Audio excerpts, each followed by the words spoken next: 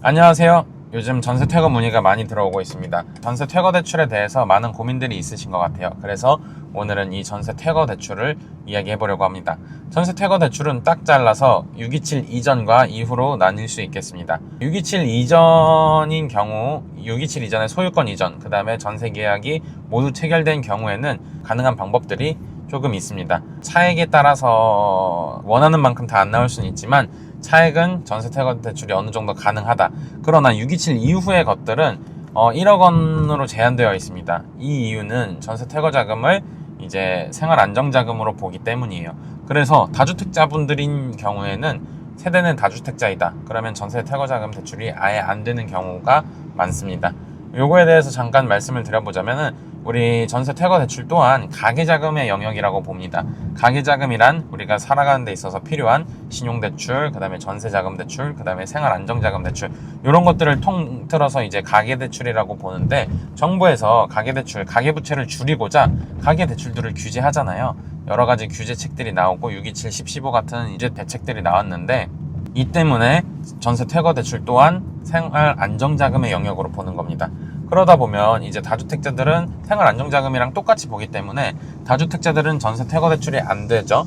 그 다음에 627 이후의 것들은 종전 규정을 소급 적용을 하지 않기 때문에 627 이후에 이제 매물을 구매하신 분들께서는 이제 전세 퇴거 대출에 대해서 고민을 하셔야 되는 거예요. 왜냐? 지금 생활안정자금이 1억까지밖에 안 되어 있으니까.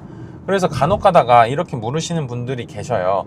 이거 매매잔금으로 볼 수도 있지 않나요? 라고 물어보시는 분들이 계신데, 소유권 이전할 때 이제 소유권 이전을 먼저 하실 거잖아요. 그 다음에 이제 내가 세입자를 내보내줘야 될 의무가 있으니까 이때 매매잔금으로 받으시려는 분들이 간혹 계신데, 이것 또한 소유권 이전 당시에 대출을 안 받으셨어야 됐고, 그리고 두 번째는 3개월 이전, 그러니까 소유권 이전하고서 3개월 이전까지만 신규 매매 잔금으로 보는 거죠. 그렇기 때문에 3개월이 넘어가 버리면 그때부터는 똑같이 생활안정자금으로 봅니다.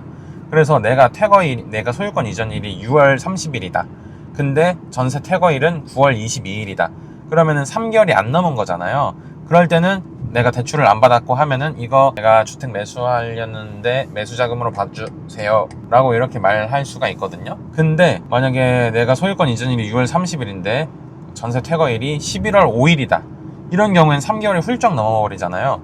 이 경우에는 매매 잔금으로 볼 수가 없는 거예요. 이 경우에는 생활 안정자금으로 보기 때문에 뭐 전세 퇴거 대출 받고 싶다고 하더라도 1억까지가 최대이고요. 이마저도 DSR을 따집니다. 그러다 보니까 지금 전세 퇴거들이 이슈가 되고 있는 것은 사실이에요. 왜냐면은 정부에서 한시적으로 섞여있는 매물들을 살 수 있게 해줬을 때, 그러면은 세입자를 내보낼 방법까지 같이 강구해줬어야 되는 게 맞지 않나, 저는 이런 생각을 하는데, 아무튼 그게 안 되어 있다 보니까 세입자를 껴있는 매물을 샀어.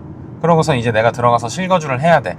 이때 세입자를 내보낼 방법이 없는 거죠. 그렇기 때문에 저축은행 캐피탈에도 가계대출에 대한 규제는 똑같기 때문에 안 된다고 보시는 게 맞아요. 그러면은 이제 뭐 사금융을 이렇게 이용하게 될 수밖에 없는 거죠. 이게 제가 말씀드린 내몰림 현상이라는 건데, 이런 것들 때문에 안타까운 사례들이 조금 나오고 있습니다. 그래서 내가 만약에 섞여있는 매물을 샀다, 전세를 내보내야 된다, 그러면은 이제 여러 가지 따져보셔야 된다는 거죠. 소유권 이전일 언젠지, 퇴거일 언젠지, 그러면은 내가 627 이전에 샀으면은 이제 DSR이 들어오는지, LTV 범위 안에 들어오는지, 627 이후에 샀으면은 생활안정자금을 받아야 되는데, 혹은 이걸 매수잔금으로 취급할 수 있는지, 이런 것들을 다 따져봐야 되기 때문에 점점 복잡해지는 거죠. 저희도 계속 규제가 바뀌거나 정책이 바뀌거나 하는 것에 있어서 적응하기가 쉽지 않았습니다. 그래서 어쨌든 간 잘 모르시겠다 하시는 분들은 상담 받아보시는 걸 추천드리고, 전세 퇴거 때문에 머리 아픈 일 없게 만들자고요, 우리. 그럼 오늘도 좋은 하루 되세요.